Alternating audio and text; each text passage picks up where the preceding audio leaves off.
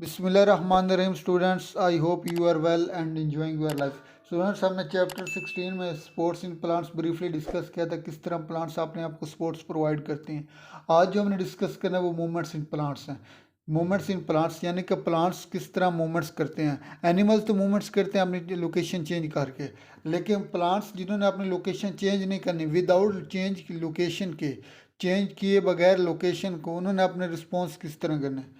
पूरे अर्ज पर जितने भी ऑर्गेनिजम्स हैं, उनमें चाहे एनिमल्स हों या प्लांट्स, उनको जब कोई उनके पास कोई स्टिमुलाई हो, वो स्टिमुलाई चाहे इंटरनल हो या एक्सटर्नल हो, तो उस ऑर्गेनिज्म ने उस स्टिमुलाई के अगेंस्ट रिस्पॉन्स देना होता है। Organisms response to external stimuli, यानी कि हर ऑर्गेनिज्म ने एक्सटर्नल रिस्पॉन्स या इंटरनल स्टिमुलाई के अगेंस्ट रिस्पॉन्स देना है। अब एनिमल किस तरह करते हैं? Animal change their location. Animals अपनी स्टिमुलाई के अगेंस्ट रिस्पॉन्स देने के लिए अपनी लोकेशन चेंज कर सकते हैं। फॉर एग्जांपल, अगर किसी शख्स को प्यास लगी है, तो उस शख्स की जो प्यास है वो एक इंटरनल स्टिमुलाई है। अब उसने रिस्पॉन्स किस तरह देना है? अपनी जगह से उठा और गया और जाके पानी पी लिया, वो इंटरनल स्टिमुलाई के अगेंस्ट उसने रिस्पॉन्स दिया। अब प्लांट्स है, प्लांट्स के अंदर मुख्तलिफ किस्म के स्टिमुलाई होते हैं, जिसमें रोशनी की भी स्टिमुलाई हो सकती है, केमिकल भी हो सकती है, किसी बैक्टीरिया, किसी एंटीबायोटिक्स की भी स्टिमुलाई हो सकती है। अब प्लांट्स ने अपनी जो स्टिमुलाई के अगेंस्ट रिस्पॉन्स देना था, उसने अपनी लोकेशन तो चेंज नहीं कर सकते कि प्लांट्स चल तो सकता नहीं। अब उसने अपनी जगह पे खड़े रह के अपनी उस स्टिमुलाई के अगेंस्ट किस तरह रिस्पॉन्स देना होता है। अब जो प्लांट्स के अंदर जो स्टिमुलाई होती है, ये जो मूवमेंट्स होती हैं, वो दो तरह की होती है। एक ऑटोनॉमिक मूवमेंट्स, और जो सेकंड है वो पैराटोनिक मूवमेंट। ऑटोनॉमिक मूवमेंट्स के यानी कि प्लांट्स के जो इंटरनल काजेज हैं, इंटरनल काजेज की वजह से जो स्टिमुलाई है उसे हम ऑटोनॉमिक मूवमेंट्स कहते हैं। और जो पैराटोनिक मूवमेंट, पैराटोनिक मीन जो आउटसाइड द इन्वायरमेंट्स की तरफ से जो स्टिमुलाई है प्लांट्स को, और उस प्लांट्स ने स्टिमुलाई के अगेंस्ट जो रिस्पॉन्स देना है, उस रिस्पॉन्स को, मूवमेंट को हम पैराटोनिक मूवमेंट कहते हैं।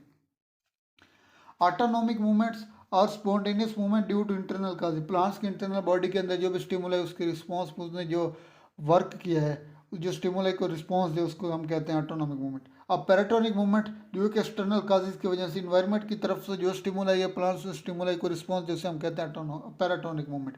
अब ऑटोनॉमिक मूवमेंट्स के आगे मजीद तीन टाइप्स हैं। फर्स्ट टाइप्स क्या है? Tactic movements.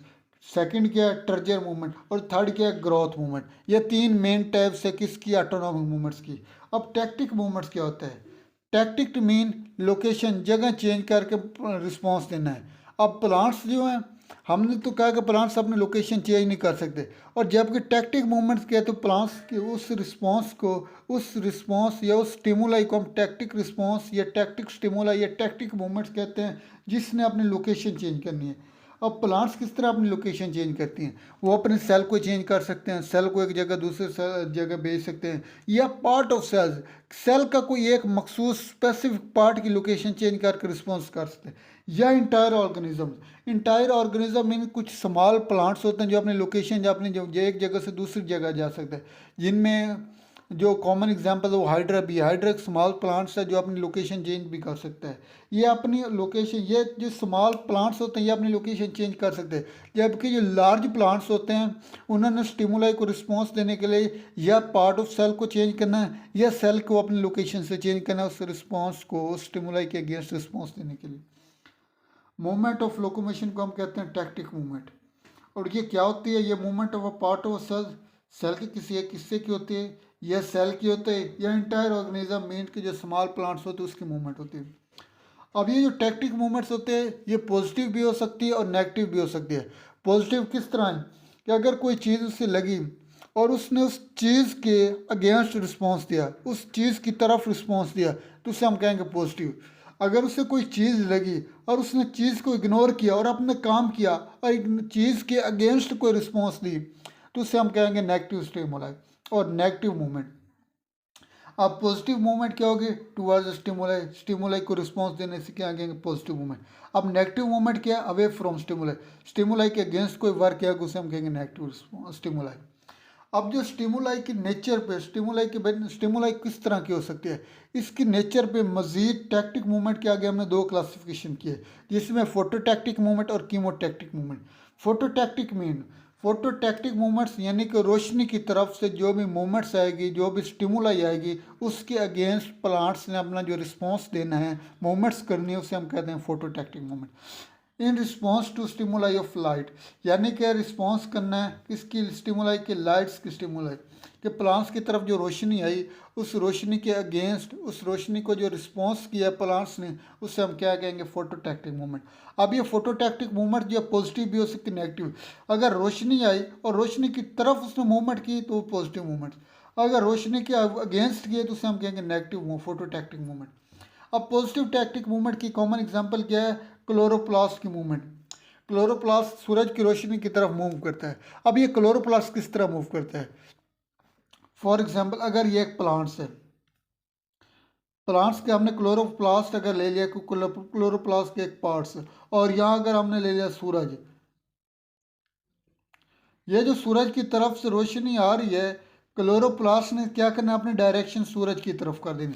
अब सूरज की तरफ किस तरह कहेगी, क्लोरोप्लास्ट होता है, क्लोरोप्लास्ट एक ऑर्गेनेलिज है जो कि साइटोप्लाज्म के अंदर होती है, और साइटोप्लाज्म की लोकेशन चेंज होगी। साइटोप्लाज्म की लोकेशन किस तरह के चेंज होगी, वो जो साइटोप्लाज्म के अंदर जो क्लोरोप्लास्ट ऑर्गेनेलिज होगी, उस साइटोप्लाज्म, उस ऑर्गेनेलिज साइटोप्लास्ट क्लोरोप्लास्ट को सूरज की तरफ मूव करेगी, और इस मूवमेंट को हम क्या कहते हैं, साइक्लोसिस, यानी कि movement of cytoplasm is called cyclosis.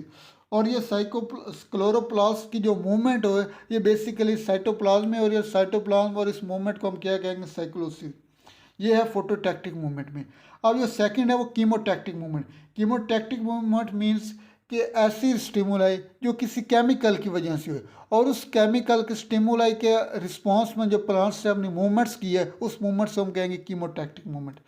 In response to stimuli, in response to stimuli of chemical, chemicals की स्टिमुलाई के रिस्पॉन्स में प्लांट्स ने जो मूवमेंट्स किए हैं, उससे हम कहेंगे कीमोटैक्टिक मूवमेंट।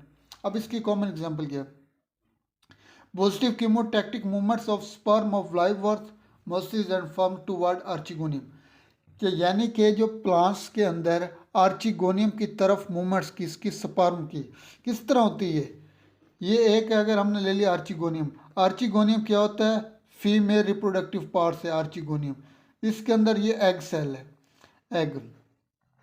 अब प्लांट्स की अगर यहाँ मेल है, स्पर्म, मेल स्पर्म है, मेल स्पर्म को किस तरह पता चलेगा कि यहाँ आर्चिगोनियम के अंदर एग मौजूद है, किसकी वजह से, न्यूक्लियस की वजह से। एग क्या होगा, अपने एक न्यूक्लियस भेजेगा स्पर्म की तरफ, और जब स्पर्म को पता चला कि वाकई अंदर एग सेल्स है, तो उसने रिप्रोडक्शन के लिए जो स्पर्म की मूवमेंट होगी एग सेल की तरफ, वो क्या है, पॉजिटिव मूवमेंट। और ये किसकी वजह से, ये कीमोटैक्टिक मूवमेंट है, और ये न्यूक्लियस की वजह से होती है। इसे हम कहेंगे पॉजिटिव कीमोटैक्टिक मूवमेंट ऑफ स्पर्म्स। और ये कौन से प्लांट्स में होते हैं, लाइफ वर्थ, मोसिस और फॉर्म्स, इन प्लांट्स में होती है। अब जो सेकंड है ऑटोनॉमिक मूवमेंट का, वो है टर्जियर मूवमेंट।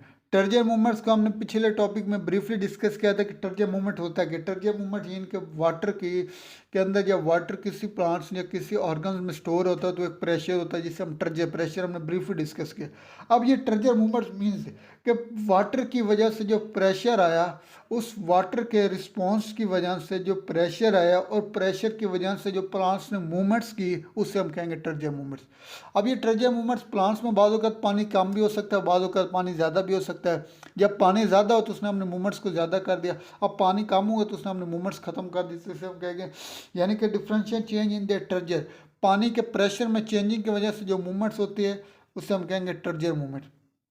अब ये क्या हो सकती है, लॉस और गेन ऑफ वाटर कम भी हो सकता है, ज़्यादा भी हो सकता है। अब जब वाटर ज़्यादा हुआ तो टर्जियर प्रेशर ज़्यादा हुआ, जब टर्जियर प्रेशर ज़्यादा होगी, टर्जियर मूवमेंट होगी वो होगी ज़्यादा।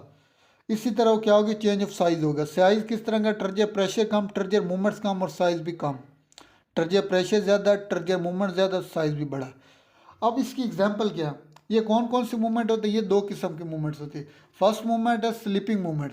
स्लीपिंग मूवमेंट्स मीन्स के कुछ ऐसे प्लांट्स हैं जो डे टाइम मूव कर रहे होते हैं, डे टाइम एक्टिव होते हैं, जबकि नाइट टाइम वो क्या कर रहे होते हैं, स्लीप कर रहे होते हैं। इसकी कॉमन एग्जांपल बीन प्लांट्स, यानी कि बीन प्लांट्स। और सेकंड क्या है, मेंबर ऑफ लिग्मेंट, फलीदार जितने भी पौधे होते हैं इसके ये मेंबर्स है, जिनमें बीन प्लांट्स भी आते हैं।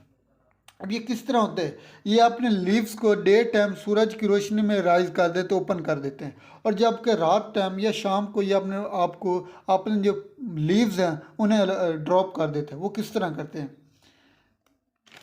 फर्ज के ये एक लीव है,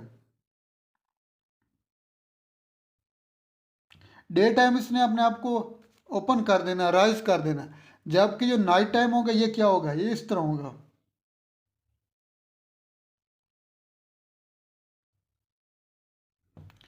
नाइट टाइम ये अपने आप को क्या कर देगा, मुरझा जाएगा, लोअर कर देगा, डाउन कर देगा। इसको हम समटाइम कहेंगे मुरझा भी जाएगा, लेकिन वो मुरझाता नहीं। वो होता क्या है कि अपने जो लीव्स है उसे लोअर कर देते, इसे हम स्लीपिंग मूवमेंट्स कहते हैं। ये किस वजह से होते हैं, ये ट्रजर प्रेशर की वजह से होते हैं।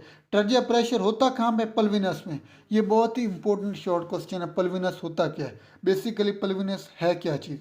पल्विनस अगर हमने लिया कोई लीव्स है, ये हमने अगर स्टेम लिया, स्टेम से अगर हमने लीव लिया,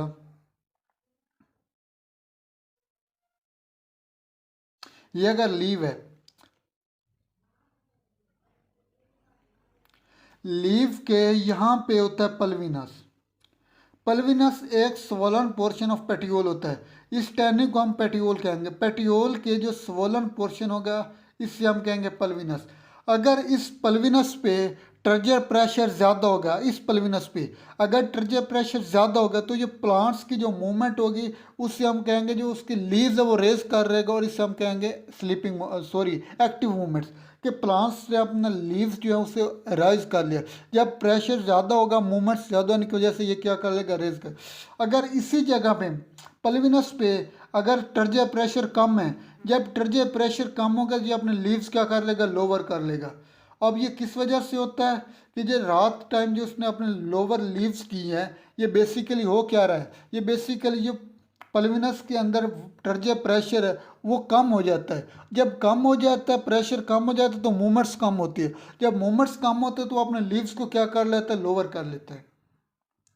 swollen portion of petiole is called pulvinus. बहुत ही इंपॉर्टेंट शॉर्ट क्वेश्चन है। और ये किस वजह से turgor pressure change at pulvinus, pulvinus पे जो ट्रजिया प्रेशर चेंज होता है इसकी मूवमेंट्स को हम कहते हैं ट्रजिया ये मूवमेंट्स होते हैं, स्लीपिंग मूवमेंट्स जो हो रही होती है, ये बेसिकली ट्रजिया प्रेशर की चेंजिंग की वजह से हो रही है। ये सेकंड है वो रैपिड मूवमेंट ऑफ लीफलेट्स। हमने लीव्स तो पढ़ा होगा, लेकिन लीफलेट्स आज तक नहीं पढ़ा है। लीव्स एक पत्ते को कहते हैं, लेकिन लीफलेट्स क्या चीज़ है। अगर ये एक टहनी है, इस पे बेशुमार छोटे छोटे पत्ते हों,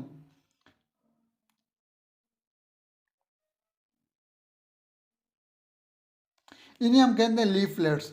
यानी कि ये कुछ ऐसे प्लांट्स होते हैं जिनके अंदर rapid movements of the leaves, यानी कि ये तो डे टाइम, इसने पूरा डे जो स्लीपिंग मूवमेंट्स है पूरा दिन इसने एक्टिव रहना है, अपने जो लीव्स है इसने राइज रखना है, और डे टाइम में राइज रखना है, और शाम के वक्त इवनिंग के बाद इसने लोअर कर लेने हैं। ये तो वक्त लगेगा, लेकिन जो रैपिड मूवमेंट ऑफ लीफलेट्स होती है ये विद इन 2 और 3 सेकंड में हमने आपको लोअर कर देना या राइज कर देना। वो किस तरह, कुछ ऐसे प्लांट्स हैं जिसमें मिमोसा प्लांट्स है, जिसे हम टच मी नॉट प्लांट भी कहते हैं, जिसे उर्दू में छुई मुई का पौधा भी कहते हैं। ये किस तरह करते हैं, इसके जो लीव्स है, लीफलेट को अगर हमने टच भी किया, टच करने से ये जो फ़ौरन होगी, जो इसकी लीफलेट होगी ये इसे फोल्ड कर लेगा।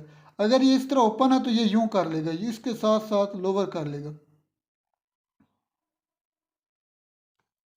आप देख भी रहे हैं स्क्रीन पे भी कि ये किस तरह इसने फोल्ड किए हुए है। ये कि अगर हमने टच किया तो इसकी रिस्पॉन्स में फ़ौरन विद इन 2 और 3 सेकंड इसने अपने आप को फोल्ड कर लिया। अब इसकी वजह क्या होती है, जब इस पर रिसर्च किया कि कैसा क्या है इस प्लांट्स में कि इसने अपने आप को टच करने से अपने आप को फोल्ड कर लिया अपने लीफलेट्स को, तो पता चला कि जब हम इसे टच करते हैं तो इसके अंदर जो पोटाशियम आयंस होते हैं वो उसका लॉस होता है।